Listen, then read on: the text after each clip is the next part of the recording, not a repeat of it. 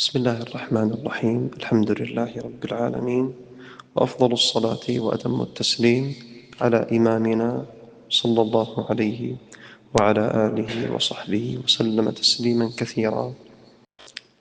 وبعد، نتابع الحديث في تدبر آي كتاب الله عز وجل مع سورة الكافرون، وذكرنا شيئا من الأفعال الكفرية التي هي علامة على المنافقين والكافرين تخرج صاحبها عن ملة الإسلام. حذرنا منها ربنا ونبينا صلى الله عليه وآله وسلم. ذكرنا منها الاستكبار والجحود والشرك، وهو عبادة غير الله معه، أو اعتقاد أن أحدا يملك النفع والضر والخلق والملك والرزق مع الله عز وجل.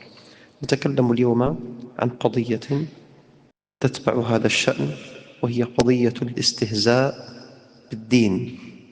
الاستهزاء بالدين باب عظيم سهل للكفر، يقع فيه كثير من الناس وهو لا يدري أنه باب من أبواب الكفر. فالإشراك بالله الناس تعلم أنه من الكفر، الاستكبار على الله يقع في قلب الناس أنه من الكفر، لكن كثير من الناس لا يدور في خلده أن الاستهزاء بشيء من شعائر الله، الاستهزاء بصفة من صفات الله، بشرع من تشريعات الله عز وجل، بنبي من الأنبياء، بشيء معلوم من الدين بالضرورة، برجل يمثل الدين لأجل دينه، باب من أبواب الكفر. وقد ذكر لنا ربنا في سورة التوبة شيئا من أفعال المنافقين بهذا.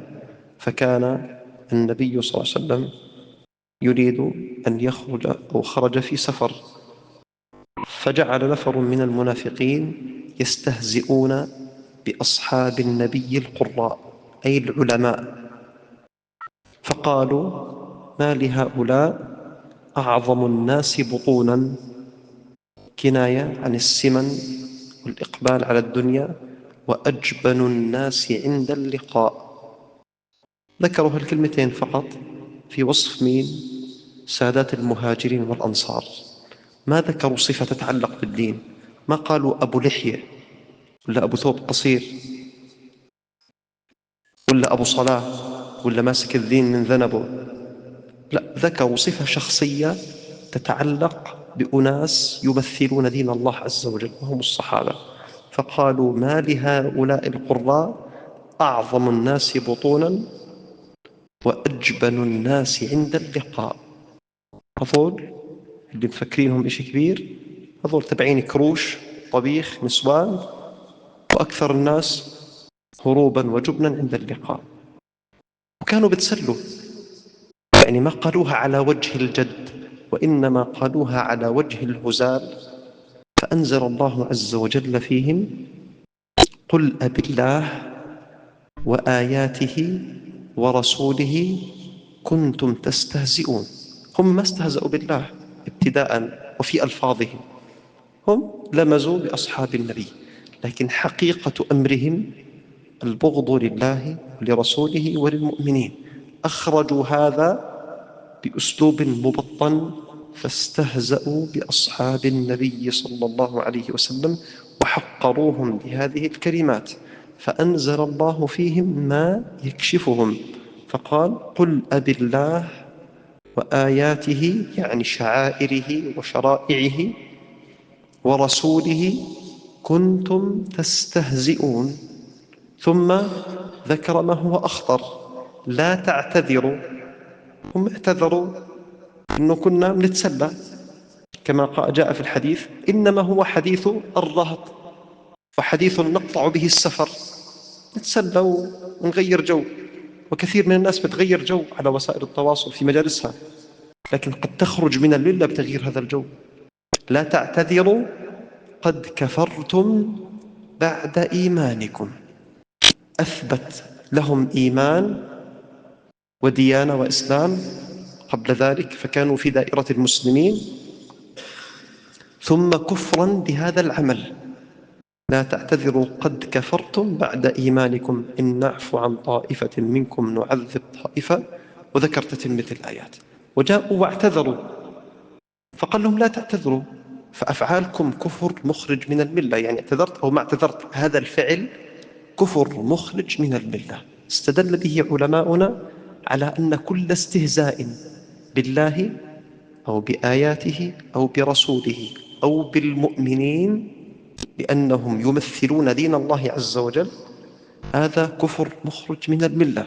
فلا بد للمسلم أن يحذر من أي استهزاء بأمر من أمور الله. عاصفة جاءت تيجي تتخوث عليها شعيرة الخروف والذبح وما إلى ذلك، تستهزئ فيها. الثوب الذي تعلمناه من نبينا صلى الله عليه وسلم، واللحية التي ما أعفيناها وما أعفاها المسلمون إلا تعظيما لشعيرة من شعائر الله عز وجل. لا ينبغي الاستهزاء بأي شيء يتعلق في الدين. طب شو أسوي؟ استهزئ. تقدر تستهزئ بقبيلة؟ لا. برجل حاكم؟ لا.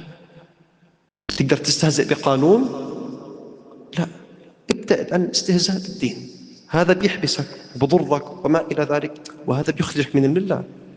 ابتعد عن دائرة الاستهزاء كلها، ما في داعي تغير جو فتخرج به من الملة. وإنما احفظ عليك لسانك واتق الله عز وجل فيما تقول، واحفظ نفسك من الخروج من الملة. فهذا من أيسر ومن أكثر الأبواب انتشارا والناس لا تدري فيه. بعض الناس بيشير بوست يقول لك أنا ما استهزأت، بس أنت شيرت بوست أو مقطع فيديو فيه استهزاء بشيء من شعائر الله عز وجل. طب من وقع في هذا الشيء فليكثر من التوبة والاستغفار وليكف عن هذا الباب. نسأله جل وعلا أن يتوب علينا وعلى المسلمين والمسلمات، وأن يجعلنا ممن يعظم حرمات الله وشعائر الله. الحمد لله رب العالمين.